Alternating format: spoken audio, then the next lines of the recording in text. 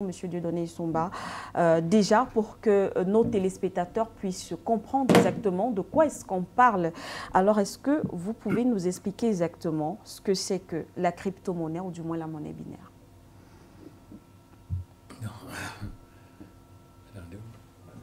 Oui. Oui. Alors, il faut noter que la crypto-monnaie entre dans la problématique plus générale de ce qu'on appelle les monnaies complémentaires. D'accord. Tous les pays du monde ont une monnaie nationale. Oui. Il se trouve donc que dans certaines localités peuvent donc développer, créer des monnaies complémentaires. C'est-à-dire que à côté de la monnaie locale, à la monnaie nationale, un groupe de citoyens décide de créer une monnaie qui n'est valable qu'entre eux. Oui. C'est une problématique assez générale parce qu'en France, par exemple, il y a 300 monnaies complémentaires. L'Allemagne a un secrétariat d'État chargé de monnaies complémentaires. Aux États-Unis, il y a des monnaies complémentaires très célèbres comme Ithaca 11. En Suisse, on a le fameux VIR qui est une monnaie complémentaire. Donc, les monnaies complémentaires participent d'une tradition monétaire, notamment dans les pays développés. Elles ont pour rôle de maintenir le pouvoir d'achat local dans un environnement extrêmement compétitif.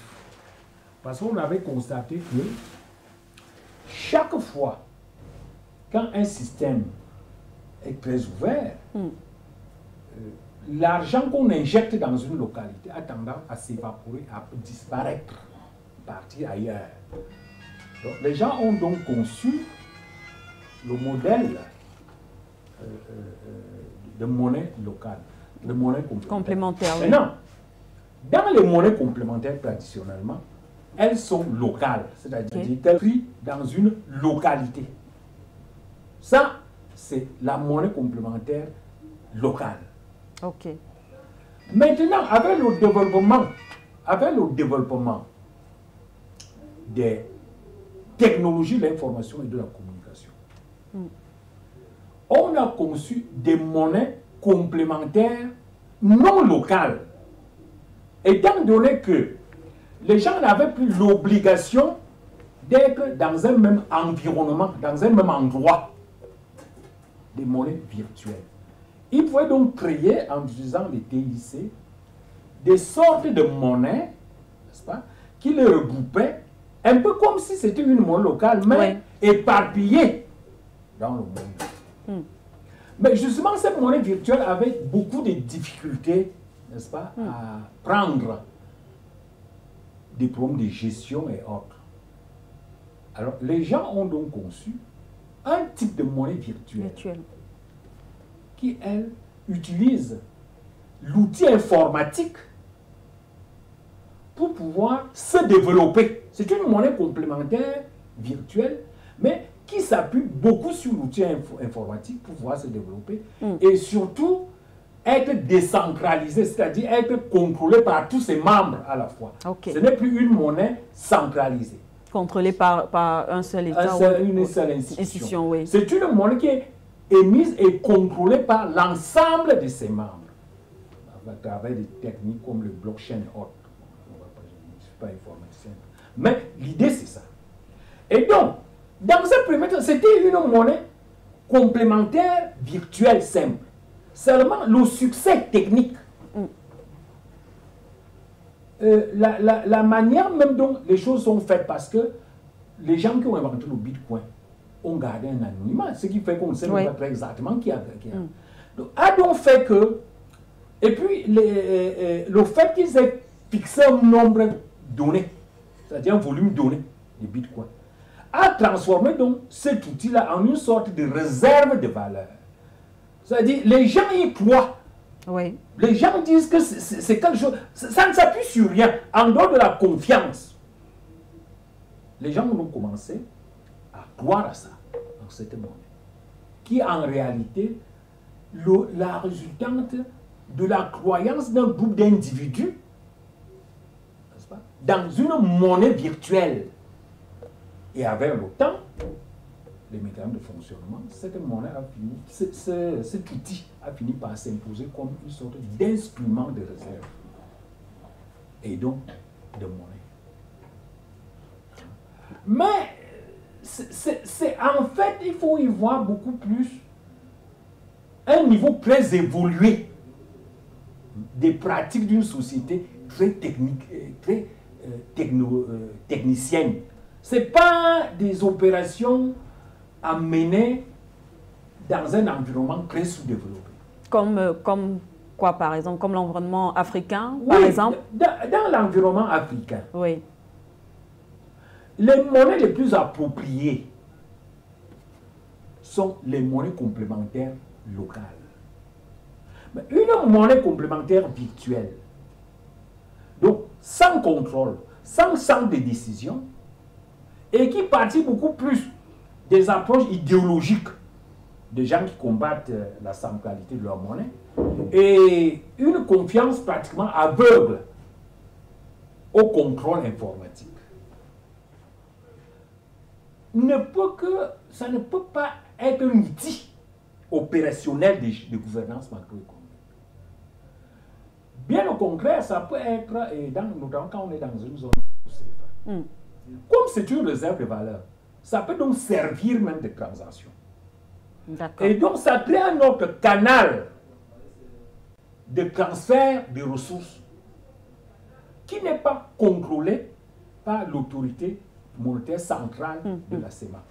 Ce qui fait donc la CEMAC qui a par exemple la BEAC, qui a la mission de la gestion des équilibres extérieurs du point de vue monétaire, va donc se retrouver avec un flux qu'elle ne contrôle pas. Oui. Donc, elle ne peut donc pas techniquement accepter ce genre de... D'où la réaction justement de la BEAC. D'où sa réaction. Oui. D'où sa réaction. Mais même si elle ne réagit pas, la question fondamentale c'est que une monnaie virtuelle, décentralisée, dont on ne maîtrise pas les membres qui sont éparpillés dans le monde entier, et qui en fait se présente tout simplement comme une réserve de valeur, un peu comme l'or, un peu comme, c'est pas moi, un tableau précieux. Est-ce qu'on peut s'appuyer sur ça pour élaborer une politique monétaire? Je crois que c'est beaucoup plus à ce niveau-là que se présente le problème. Merci à vous, Monsieur Dieudonné Sombaï. Justement, c'est par cette question que je vais me retourner vers vous, Dr Dominique Yamb. Est-ce qu'on peut s'appuyer justement là-dessus pour imposer ou alors élaborer justement une politique monétaire, surtout le cas des pays africains? Élargissons la compréhension de ce que c'est que les crypto-monnaies, oui, particulièrement de ce que c'est que le Bitcoin, et ça permettra de répondre plus aisément à votre question. Oui. Ce qui se passe sous nos yeux depuis une quinzaine d'années, c'est une révolution technologique. Et cette révolution technologique est porteuse d'un nouveau paradigme dans beaucoup de domaines. Et ces paradigmes nouveaux, qui sont la résultante de l'évolution technologique, scientifique et technologique de l'humanité, vont nécessairement dépasser un certain nombre de paradigmes anciens, basés sur toutes les valeurs que nous avons connues jusqu'à la fin du XXe siècle, au début peut-être même du XXIe. Et nous devons nous assurer que cela va bouleverser beaucoup de choses. Cela va rendre complexe pour un certain nombre de personnes la capacité, le monde nouveau qui se crée. Oui. La crypto-monnaie ou les crypto-monnaies, en général Bitcoin, c'est l'idée que nous pouvons vivre dans un monde qui échappe. Certains vont penser au contrôle d'une autorité centrale, mais ça peut être l'idée simplement que nous allons vivre dans un monde où la valeur n'est pas le fait d'une décision centralisée, mais la valeur est le fait de la communauté. Oui. C'est la communauté qui décide que telle chose a une valeur, telle autre ne l'a pas.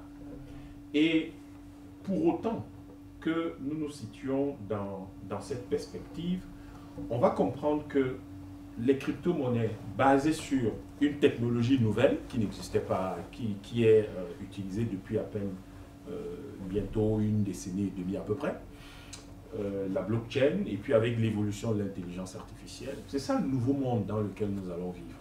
Nous ne pouvons pas nous permettre de dire que nous vivrons dans ce nouveau monde ou espérer vivre dans ce nouveau monde en restant, si vous voulez, dans des considérations paradigmatiques qui sont anciennes. Nous allons devoir dépasser tout cela. On peut effectivement fonder une perspective de gestion macroéconomique d'un État sur le Bitcoin. Maintenant, il s'agit de bien comprendre quelles sont est-ce qu'il y a des limites structurelles qui fassent qu'un État perde de la valeur ou qu'un État ne puisse pas contrôler son économie ou les flux économiques à cause du Bitcoin. Du Bitcoin, oui. Le Bitcoin, c'est deux caractéristiques fondamentales, les crypto-monnaies de manière générale. Si vous ne satisfaites pas ces critères-là, vous n'êtes pas admissible au statut de crypto-monnaie. La première, c'est que les crypto-monnaies sont fiables. Absolument fiables. Donc, il y a le niveau de fiabilité est tel que vous pouvez être sûr que toutes les transactions sont des transactions réputées correctes et fiables. Okay. Deuxième élément, les crypto-monnaies sont traçables. Toutes les transactions sont traçables et elles ne sont pas modifiables. Dès que la transaction est faite, elle n'est pas modifiable.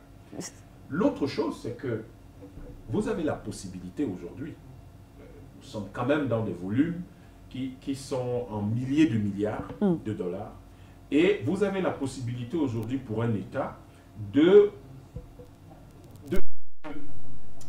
d'exporter, c'est-à-dire d'asseoir vos revenus d'exportation sur le Bitcoin.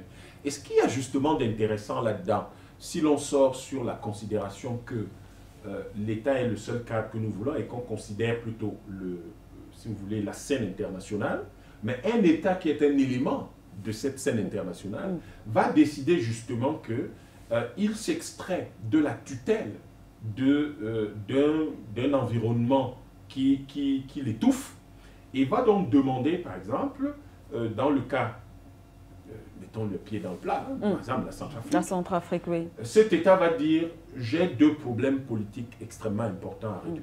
Le premier, j'étouffe sous la tutelle d'un pays ou d'un système monétaire, d'abord qui capte l'essentiel de mes ressources, à travers mes revenus d'exportation, etc., et à travers le compte des opérations du Trésor français, qui capte mes ressources.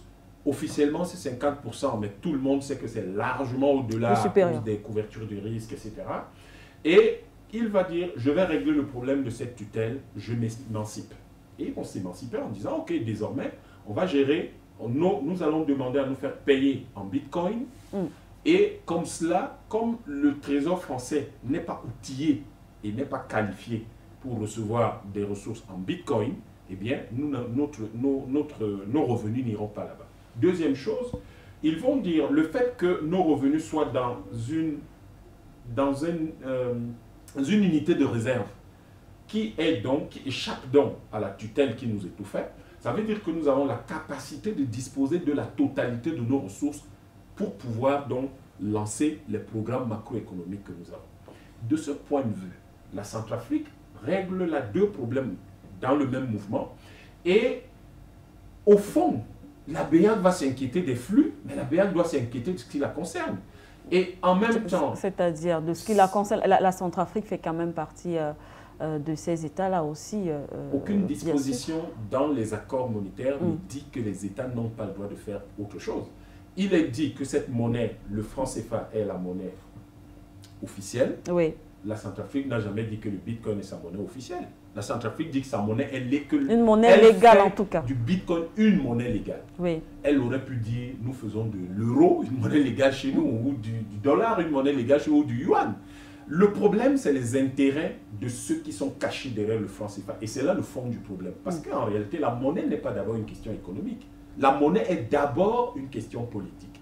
Et donc, les intérêts politiques qui couvrent un certain nombre d'intérêts économiques en Centrafrique ne veulent pas du tout que le contrôle de ces flux-là leur échappe. Mais il n'est dit nulle part dans les accords qu'un État n'a pas le droit de disposer, de prendre de l'initiative. Pas du tout. En fait, j'ai lu la lettre du gouverneur qui m'a semblé quand même assez curieuse pour quelqu'un qui s'adresse à un État. Nous devons nous assurer que le monde ne soit pas, comment dire, coincé en 1945. Le monde évolue. Les gens qui ont géré les économies africaines jusque-là doivent s'arrimer à ces nouveaux paradigmes-là. La science, la technologie, on ne les arrêtera pas. On ne les arrêtera pas. Et justement, tout simplement avant de passer la parole à M. Ella, science, technologie, on n'arrêtera pas cela, mais justement à propos, beaucoup estiment, selon les analystes, que des pays comme la République centrafricaine, du moins la plupart des États africains, ne sont justement pas assez outillés ou prêts justement pour utiliser la crypto-monnaie qui demande une certaine forme de technologie. Ça ne demande rien du tout. Vous avez une simple connexion basique 2G, c'est-à-dire la connexion qu'on utilisait au Cameroun en 2007, 2005. Vous avez besoin de cette connexion pour faire vos transactions en crypto-monnaie. Tous les leviers sont réunis pour que un pays comme la République centrafricaine puisse se tourner vers le Bitcoin. Les gens vous enferment dans les difficultés au lieu de vous amener dans les perspectives, dans les opportunités. Lorsque le gouvernement centrafricain n'est pas composé que d'idiots quand même. Ces gens ont dû faire une matrice SWOT, ils ont fait une analyse Pestel et ils ont vu quand même qu'il y avait des choses intéressantes là-dedans. Vous avez besoin d'une technologie de base qui est dépassée, qui demande une DG. Et en même temps, il faut comprendre une chose. Mais jusqu'aujourd'hui, en 2022, est-ce que tout le monde accède au franc CFA? Il y a des villages dans notre zone d'Afrique centrale où vous n'avez pas le franc CFA. Ça, vous le savez. Tout à fait. Voilà, donc les gens ne doivent pas s'imaginer que demain, on a dit que demain, le Bitcoin va se retrouver dans le dernier village centrafricain. Il y a des villages, même dans le pays moteur qui est le Cameroun, où on n'a jamais vu le franc CFA. Alors qu'il est là depuis 1947, mais on ne l'a jamais vu. Donc, il faut que nous comprenions une chose. Il y a une perspective qui est ouverte. Cette perspective du contenu de l'environnement politique et géopolitique de la Centrafrique, cette perspective est défendable. Maintenant, la question de fond, pour ceux qui regardent l'Afrique et sont soucieux, particulièrement l'Afrique centrale, ils sont soucieux de sa libération et de son développement, la question va être de savoir comment on fait pour que cela serve au développement de la Centrafrique. Parce que ne l'oubliez pas, avec les sanctions qu'il y a à travers le monde aujourd'hui, que les Occidentaux ont partout, il y a un certain type d'investissement qui ne peut pas se faire en Centrafrique. Il y a des achats que la Centrafrique ne pourra pas faire.